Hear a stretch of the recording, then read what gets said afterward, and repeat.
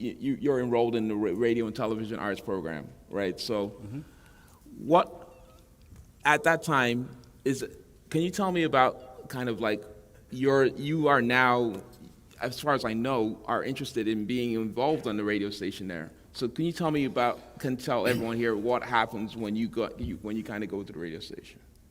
I didn't know what I was in for, actually. I was so naive. I didn't know I wanted radio that badly, but I just did it. I used to get lost at Ryerson all the time. Like, it was so hard to adjust there when I got there, but before I did anything else, I went there and applied for a job. And I think when you're a student on a community radio station, the makeup of a lot of the community radio stations is volunteers from the community make up 80%. And it's hard to get students at that time who want to work on the radio. Even with a radio and television program, there's hardly anybody there that were actually Ryerson students working on the radio. Can you imagine that? And there's hardly any black people in Ryerson as well. So when I applied, I was kind of like on the outside. This radio station was playing new wave, punk, rock, very political as well. And I was bringing black music into the station, and a lot of it they weren't used to. They fired me. Too much black music. I think because I was a student, they probably had some obligations to put more students on the airwaves, because about a month later, after constantly knocking on their doors, they put me back and said, you can play what you want now, you can do what you want. So I'm like, wow. And that was it. I went crazy. I played stuff I played NWA with very offensive language. I remember we had a very feminist program director named Punham, and she brought me into the office one day and talked to me in a way that I was totally naive to having a consciousness to what should be played on the radio and what was appropriate. But on CKLN, they used to have this song that all the white guys used to play by the electric chairs. It was, if you don't want to F me, baby, then baby, F off. And, when I heard that song, I'm like, if they can play that, then I can play anything. You know what I mean? So that's kind of how it was. CKLN was very underground, and it allowed for creative people to do creative things. Right. So this is you at this point in time when going into school. So yeah. So and the one thing that I wanted to get back on here is that you kind of glossed over it, but you were fired for playing too much black music, right? So let's just be clear about that. We're thinking, what was the radio environment in Toronto at this time in terms of what was black music on the radio? WBLK. So let's to be clear, that's not Toronto. There was. I think maybe Headley Jones had 2 hours on CFNY overnight, and he would squeeze in some black music. That I remember him being like the only black person on the radio that I could kind of look up to and say, wow, there's a black guy on the radio, and he's sneaky. Like, he played rock music too, but he'd put a lot of his style of music in there as well. But you had to listen overnight. I don't remember being able to listen to Canadian radio and hear any consistency with black music. Queen, Another One Bites the Dust. They thought that was black, and it was a big threat to those guys when that song started making noise. Yeah, that changed, after a while. But yeah, it was like a desert. Like, it was. Yeah, I just wanted to get some context to that. Quite disgusting, really. It was quite disgusting. Yeah. So, because when you think about it, I mean, yeah, we're talking about a situation where you had to basically. So, given that context, you go and then you kept knocking on the doors so you could get the show, because at that point in time, if you didn't do that.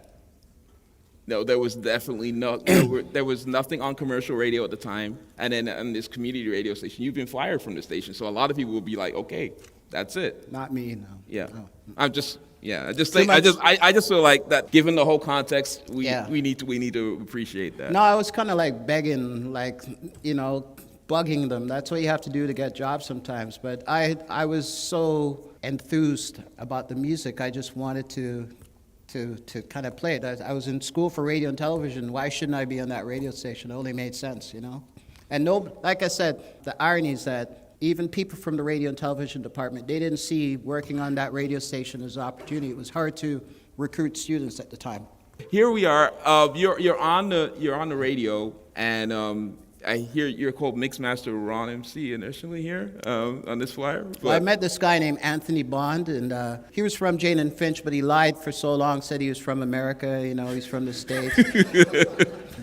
Some of you guys probably have heard of Anthony Bond. He's quite infamous, but he was probably the first B-boy that I met that came to CKLN who understood where the show could go and where it was going, and he basically came into my life and played Stucky on me and befriended me.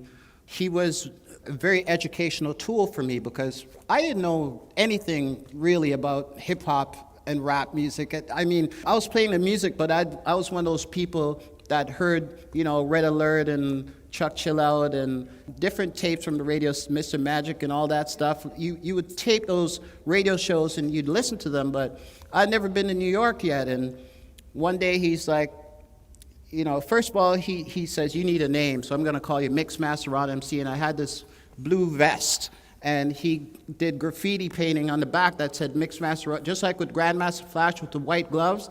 So there was me on the back of a jacket. It was like my first little branding, of being somebody that I didn't know I was going to become. Anthony, he would kind of be very deceitful because when we went to New York, he said we could stay at his cousin's place, and we slept in my car. I showered at the Y, okay? Okay. My car got towed while I was showering at the Y.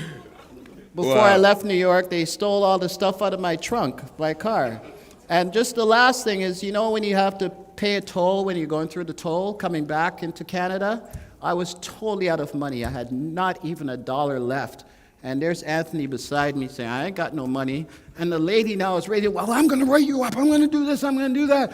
And she went on for about 2 minutes before he finally pulled his wallet out and took out $10 and said, here.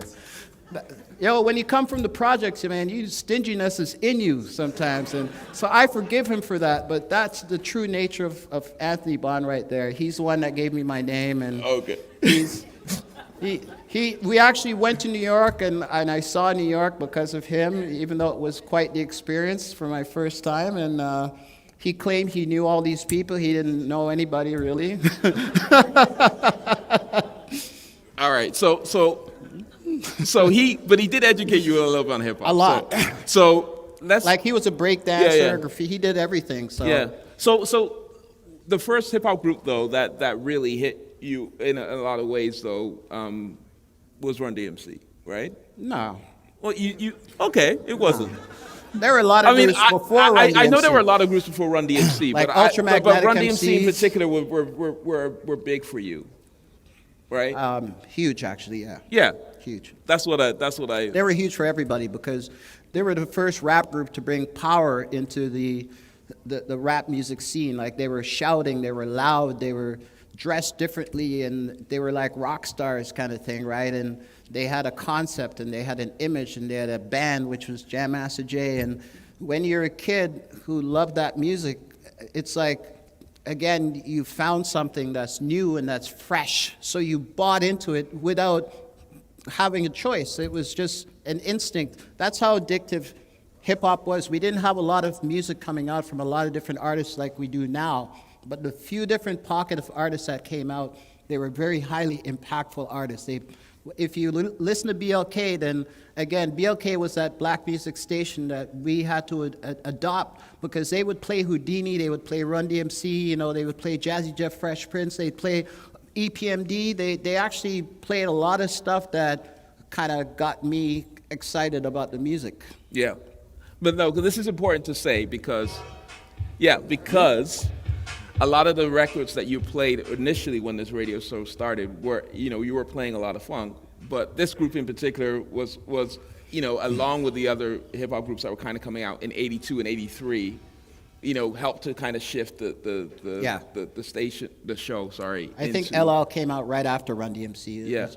LL was like the first solo guy, and he, again, was a paradigm shifter because he was a first example of a young kid coming in the industry that kind of ran things, and he had the fortification of Def Jam behind him. So